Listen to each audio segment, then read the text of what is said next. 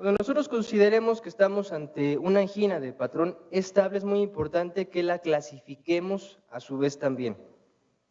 ¿Cómo vamos a clasificar la angina estable? Para ello, vamos a utilizar una herramienta que es la clasificación canadiense de angina estable. Esa clasificación canadiense es muy fácil de utilizar, tiene una similitud con la clasificación funcional de la NIJA.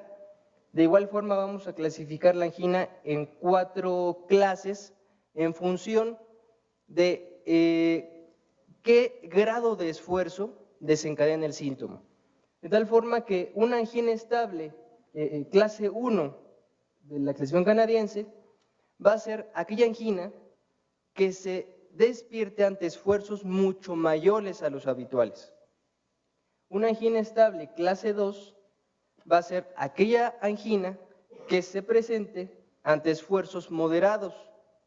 Una angina clase 3 va a ser aquella que se presenta ante esfuerzos mínimos.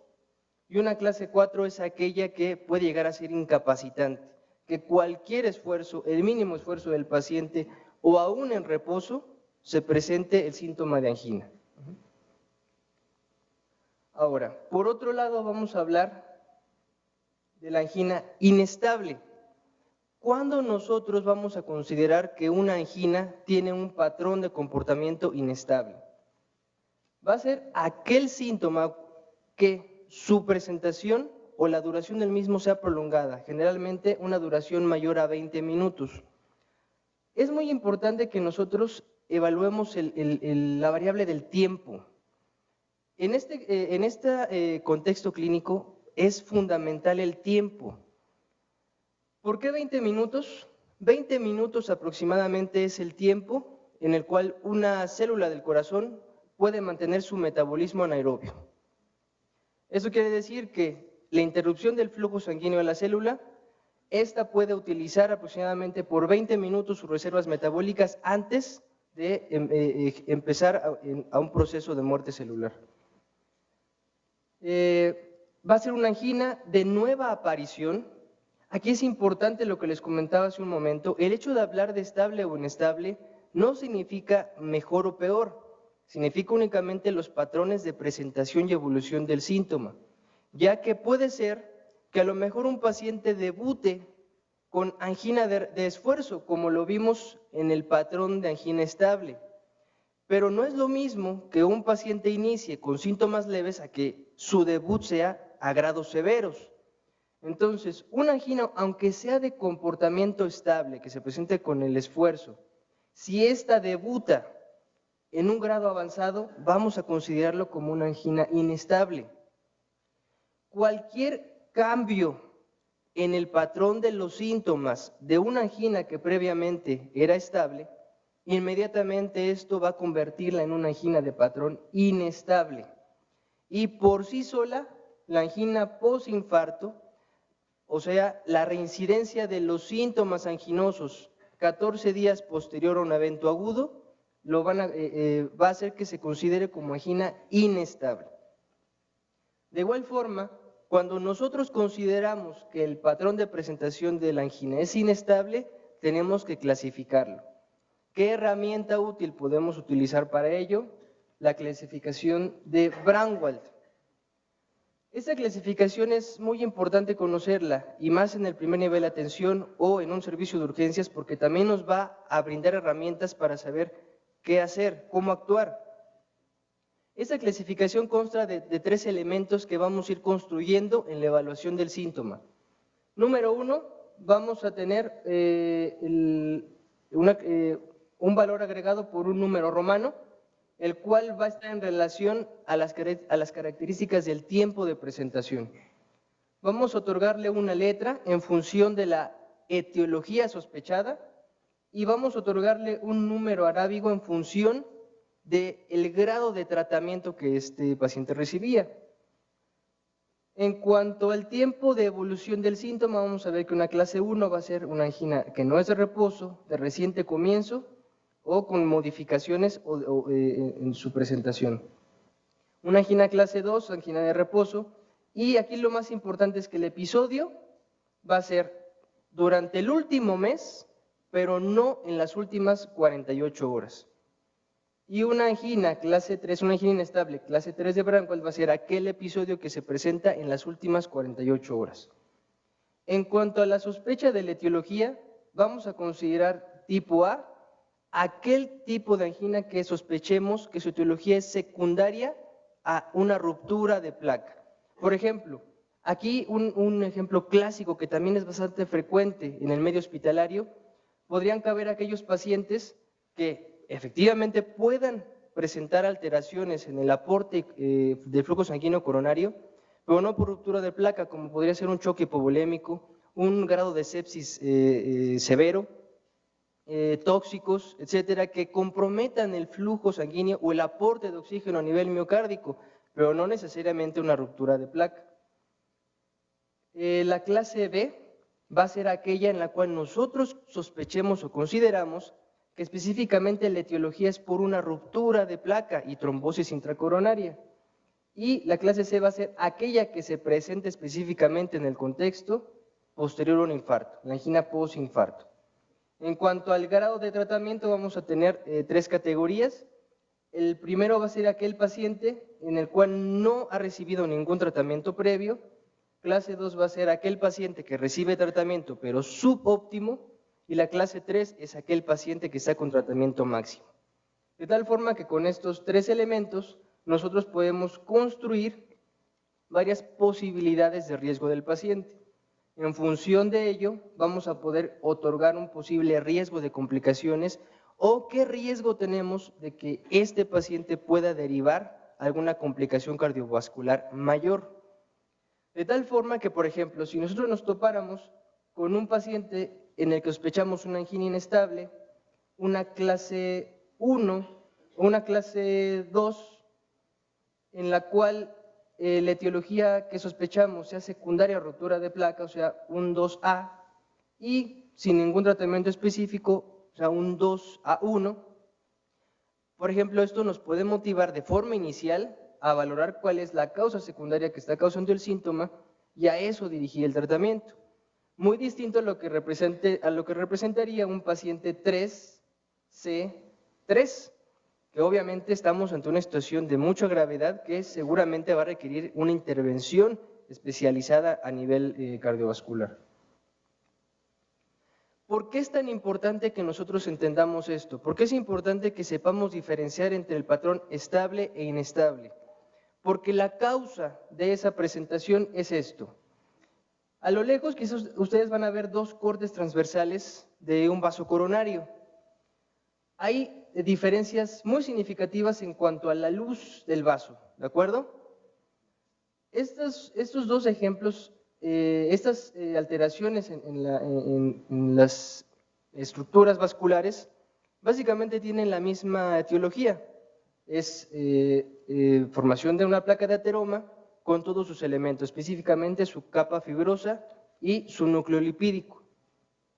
Sin embargo, vean la diferencia que ocurre en cuanto a la obstrucción del vaso.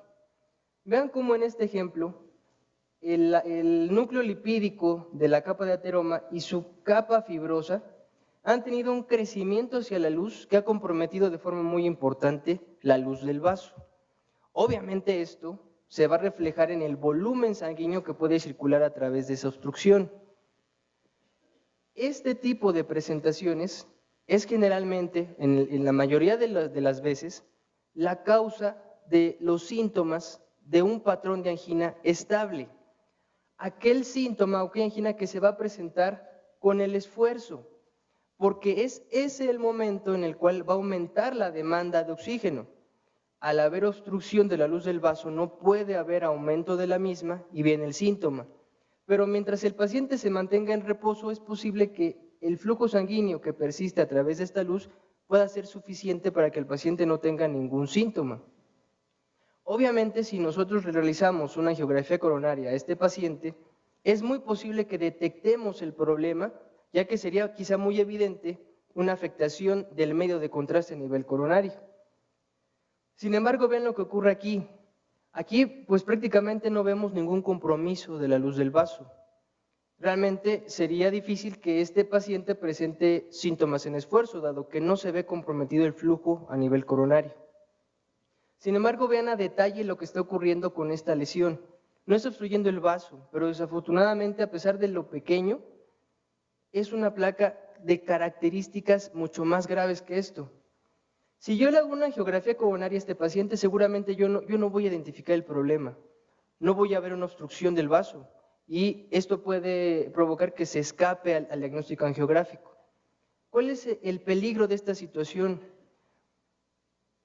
Comparado con esta, aquí vemos el núcleo lipídico de la placa y esta es una capa fibrosa muy grande que está provocando la obstrucción, pero esta placa fibrosa tan grande protege el núcleo lipídico. Observen en este ejemplo, este es nuestro núcleo lipídico comparado con esta delgada capa fibrosa. Esta delgada capa fibrosa es muy susceptible de ruptura. Las fuerzas de cizallamiento a través del vaso debilitan los hombros de la lesión y esto es el principal riesgo dado que deriva en esto. Ahora, en función de que empecemos a integrar los elementos que hablamos al inicio, nosotros vamos también a ir reforzando la posibilidad del diagnóstico. Número uno, tenemos que partir del paciente correcto. Como les comentaba hace un momento, para hablar de angina tenemos que sospechar que el mecanismo condicionante sea isquemia miocárdica. No podemos nosotros pensar que cualquier dolor torácico es angina y de forma subsecuente cardiopatía isquémica. De tal forma que tenemos que tener al paciente correcto, con los factores de riesgo correctos y de ahí partir. Las características del dolor que hemos hablado, vamos a empezar a construir utilizando las herramientas que ya hablamos para reforzar el síntoma de angina. La exploración física es fundamental tanto para el refuerzo diagnóstico como para valorar diagnósticos alternativos. Y obviamente los elementos finales para nuestro diagnóstico, que sería nuestro electrocardiograma normal y biomarcadores. De esta forma, simplificando, entonces, vamos a partir de nuestra construcción diagnóstica del dolor torácico. Si el dolor torácico cumple las características y la sospecha diagnóstica para considerarlo como angina, entonces nosotros partimos para la confirmación de la sospecha diagnóstica que sería la cardiopatía isquémica y específicamente los síndromes isquémicos agudos, que es lo que más prioridad debe de dar hacia el manejo de la posibilidad del diagnóstico. Si tenemos el paciente correcto, el síntoma correcto y de entrada nos topamos con un electrocardiograma en el cual de forma clara podemos reconocer una elevación del segmento ST y elevación del punto J, únicamente con esto nosotros podemos construir el diagnóstico de infarto agudo al miocardio con elevación del segmento ST. Y obviamente a partir de aquí iniciar la cascada terapéutica indicada. Es bastante frecuente toparse en el trabajo de día a día con solicitudes de valoraciones, consultas de pacientes que muchas veces están totalmente fuera de un contexto lógico de cardiopatía isquémica y pues redundamos en lo inicial, ¿no? Se activan y se desarrollan mecanismos que no son los ideales y esto deriva también en gastos de salud importantes. Otras causas de dolor torácico podemos contemplar precisamente causas cardiovasculares como puede ser la miocarditis, pericarditis. Una causa muy importante son las valvulopatías, específicamente la estenosis aórtica, una entidad que también es bastante frecuente en la presentación de un paciente, que si no se aborda de forma correcta, semeja completamente a un cuadro de cardiopatía isquémica. Otras causas pulmonares importantes, la embolia pulmonar, un infarto pulmonar, neumonías, derrame pleural. A nivel digestivo es muy importante, también es bastante frecuente el abordaje de dolor torácico secundario a patología digestiva, entre otras, ¿no? Entonces es muy importante siempre que evaluamos dolor torácico, obviamente alternativamente al miedo que muchas veces genera y que nos motiva a pensar en cardiopatía isquémica, pues tener en mente que existen muchas otras causas que pueden estar condicionando el dolor torácico. Ahora bien, específicamente hablando de cardiopatía isquémica y lo que nos implica una mayor urgencia de atención, que son los síndromes isquémicos coronarios agudos, ¿cómo se construye el diagnóstico de esta entidad? Número 1, partimos de la clínica, que es lo que vamos a reforzar en este momento. Otro elemento para construir nuestro diagnóstico de cardiopatía isquémica aguda sería un electrocardiograma anormal y por último, confirmar necrosis miocárdica, ya sea con nuestros biomarcadores habituales, o poder documentar alteraciones funcionales, secundarias alteraciones en el aporte y o consumo de oxígeno. En este sentido, una herramienta bastante útil puede ser la ecocardiografía. Para poder nosotros establecer nuestro diagnóstico de trabajo en cardiopatía isquémica, de estos 3 elementos nos basta únicamente contar con 2. Aquí recalco el elemento que ya se ha comentado en estas sesiones previas, la importancia de poder hacer el diagnóstico de forma rápida. Un diagnóstico de cardiopatía isquémica no puede demorar, bueno, la sospecha diagnóstica no puede demorar más de 10 minutos.